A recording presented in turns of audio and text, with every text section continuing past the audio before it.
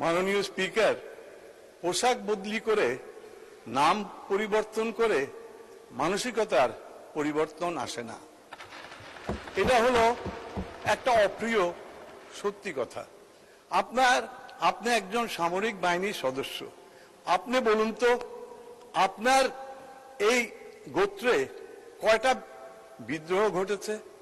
এই সামরিক বাহিনীর নাম কি কোনো পরিবর্তন হয়েছে? এই সামরিক বাহিনীর নাম বাংলাদেশ সেনাবাহিনী রয়ে গেছে। কিন্তু আসুন, যারা ঘটিয়েছে বিডিআর বিদ্রোহ, যারা ঘটিয়েছে বিডিআর হত্যা, তারা বলে বিডিআর বিদ্রোহ, কিন্তু এটা ছিল একটা সুপরিকল্পিত হত্যা। তারপরে করেছে কি, বাংলাদেশ রাইফেলস একটা ঐতিহ্যবাহী প্রতিষ্ঠানের নাম পাল্টিয়ে দিয়েছে কি বাংলাদেশ বর্ডার গার্ডস।